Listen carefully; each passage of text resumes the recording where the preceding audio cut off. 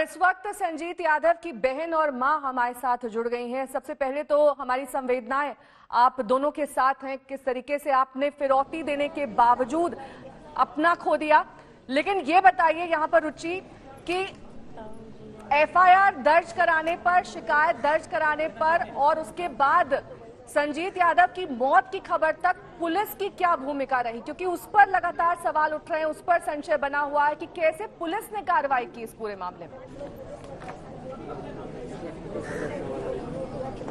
Police शुरुआत से लापरवाही करती रही है। अभी भी मेरे भाई का ना बैग मिला है उनको,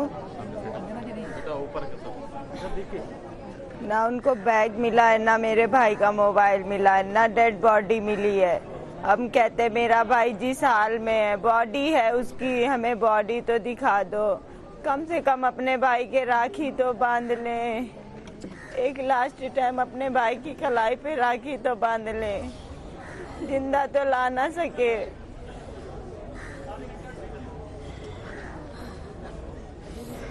रुचि, जब 30 लाख की फिरौती की डिमांड की गई, तब पुलिस ने आपसे या फिर आपके परिवार से क्या कहा कि फिरौती दे दीजिए, उसी दौरान हम इन आरोपियों को गिरफ्तार करेंगे?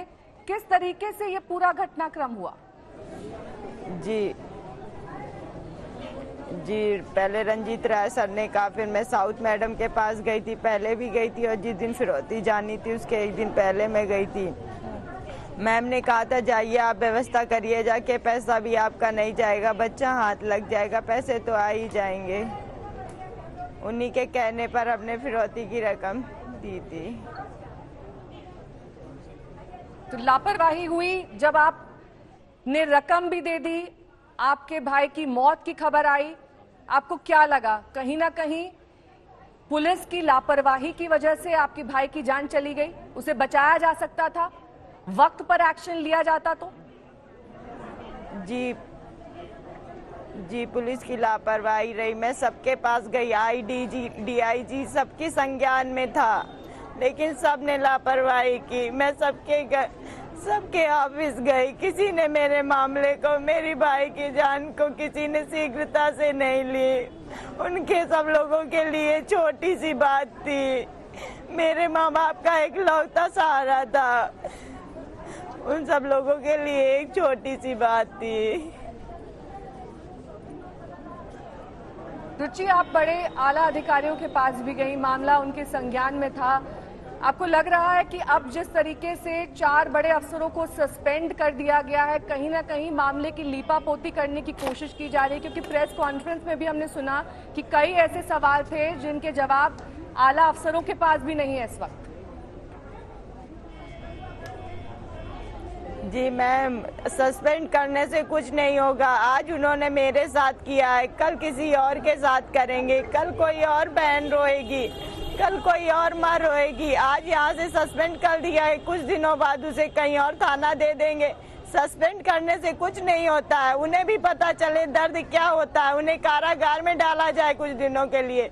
और जो मेरे भाई के हत्यारे, उन्हें तो फांसी दी ही जाए। जिस तरह उन्होंने मेरे भाई को मारा है, जिस तरह मेरे भाई का गला दबाकर मारा है रस्सी से, उसी तरह उनको फांसी दी जाए और हमारे सामने दी जाए। सरकार से यही मेरी अपील है, सरकार से मेरी यही अपील है कि मेरे सामने मेरे भाई के दोषियों को फांसी दी जाए, क्योंकि मेरे भाई का कोई दोष नहीं था।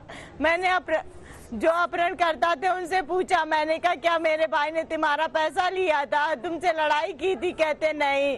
तो हमने फिर क्यों मारा तुमने उसे, तुमने तो पैसे भी ले लिए। तो कहते वो पहचान गया था इसलिए हमने मार दिया। रुचि, जब आरोपियों को पकड़ा गया, शुरू से रही, अगर सख्त हो जाती शुरू में ही।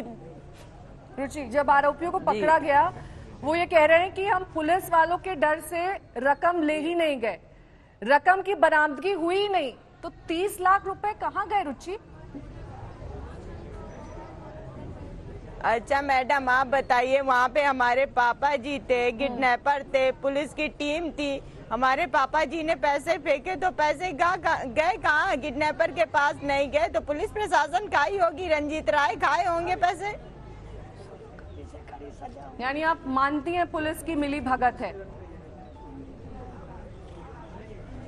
जी बिल्कुल मानते, मिली भगत है। शुरुआत से ये मेरे साथ गेम करती थी। पहले तो मेरे ऊपर आरोप लगाया, नंबर मेरे घर में 5 है, 6 नंबर डाल दिए। हमारे पापा जी से कहती है वो आपकी लड़की का गेम है, सारा दोस्त मेरे ऊपर मर रही थी। फिर जब एक अंकल है मेरे साथ में लेके गए पापा जी, तब ये हुआ कि हमारे घर का नंबर है ही नहीं अपने बचाव के लिए। तब वो कहते हैं मिस्टेक हो गई, किसी की लाइफ से खेलना मिस्टेक होता है उनके लिए।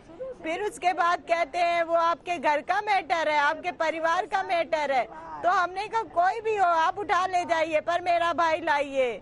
अगर शुरू से ये मेरी बातों को सीरियसली में लिए होते तो आज हमें ये दिन ना देखना पड़ता। मेरा एक लौता भाई है, मैं मेरे माँ बाप का एक लौता सहारा है। जी, आपने अपने भाई को खोया है और वो कभी वापस नहीं आएगा। अभी तक लाश की बरामदगी भी नहीं हुई रुचि, और जिस तरीके से 4 आला अफसरों को सस्पेंड किया गया है, हालांकि आप ये कह रही हैं कि गलती मान ली गई, ये नाकाफी नहीं लग रहा है? या आपको ये पूरी कार्रवाई, आगे आप किस तरह की कार्रवाई चाहती हैं, क्या चाहती हैं अब आप आगे?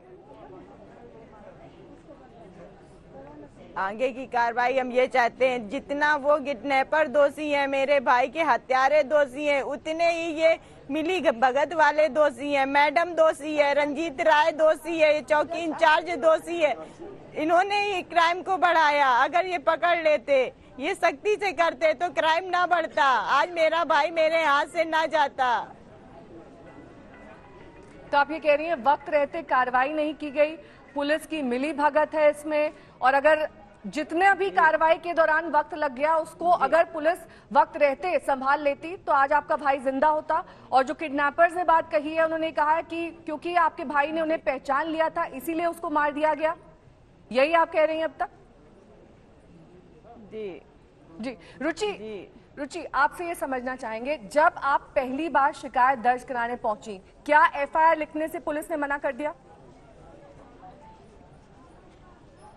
मना किया था। पहले तो गुमशुदगी डलवाई थी, फिर उसके बाद जब हमने नामजदी रिपोर्ट की जिसके सारे प्रूफ मिल रहे थे, तब आनाकानी कर रही थी। क्योंकि उसके चाचा जो हैं वो एसओ हैं, पापा हैं वो भी किसी फोर्स में हैं, वो पावरफुल लोग थे ना, इस वजह से पुलिस के ऊपर उनका प्रेशर था। तो पुलिस हमारे ऊपर प्रेशर कर रही थी कि आप नामजदी मत करिए। लेकिन किडनैपर्स ने जो कॉल किया होगा रुचि, उस कॉल को ट्रेस करके उन तक पहुंचने की कोशिश क्यों नहीं की गई? क्यों ये पूरा ड्रामा रचा गया कि पहले 30 लाख फिरौती दी जाए, वो भी आपने बहुत मुश्किल से इकट्ठा की वो रकम, उसके बाद वो फिरौती जब दे दी गई तो ना रकम वापस मिल रही है, ना आपका भाई जिंदा वापस लौटा है। कहीं ना कहीं दोनों तरफ से नाकामी, निराशा, सब कुछ आपके हिस्से आया।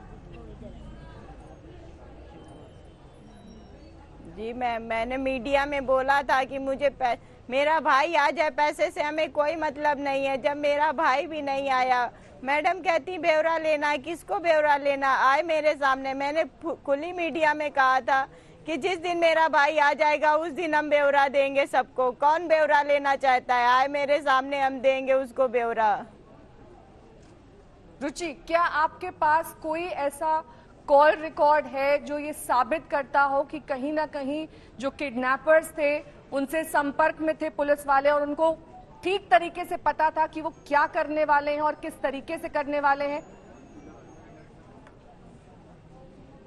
जी मैम, मेरे पास कॉल रिकॉर्डिंग है। जिस टाइम पैसे फिकवाए थे उस टाइम की कॉल रिकॉर्डिंग है। मैडम, जिस टाइम पैसे फिकवाए थे उस टाइम पुलिस का काम था कि वहाँ देखना चाहिए कि वो पैसे लेके कौन जा रहा है, कहाँ जा रहा है, वहाँ पे कितने बंदे हैं। ये सब काम पुलिस ने नहीं किया। वहाँ से तुरंत रफू चक्कर हो गई, बंदर बांट करने चली गई। हमारे पापा आधे घंटे हाईवे पर बैठे रहे। अगर हमारे पापा के साथ कुछ दुर्घटना हो जाती, इसके जिम्मेदार कौन था? पूरी तरह पुलिस प्रशासन लापरवाही करती रही। उसके बाद काफी देर बाद थाने पहुंची, वो भी अपने किसी एक उससे बोल रहे हैं, सिपाही से कह रहे हैं कि चमन लाल को लेके थाने पहुंची है। रुचि, जिस दिन ये फिरौती सौंपी जानी थी, कौन कौन से पुलिस वाले इस ऑपरेशन में शामिल थे, कौन कौन वहां पर मौजूद थे, उनके नाम आप जानती हैं, उन्हें पहचानती हैं?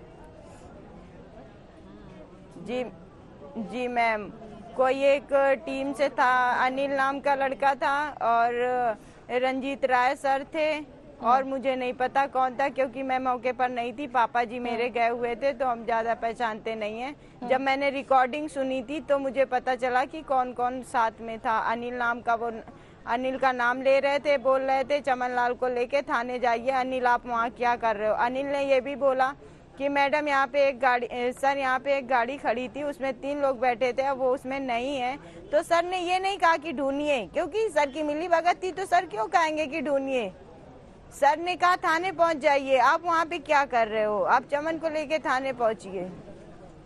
ठीक है, बहुत बहुत शुक्रिया रुचि हमारे साथ जुड़ने के लिए। तो यहाँ पर मृतक की बहन रुचि ये बताते हुए कि उस रात दरअसल क्या कुछ हुआ था, जब संजीत यादव के लिए परिवार ने 30 लाख की फिरौती भी दे दी, उसके बावजूद पुलिस ना अपहरणकर्ताओं को पकड़ पाई, ना संजीत यादव को वापस ला पाई।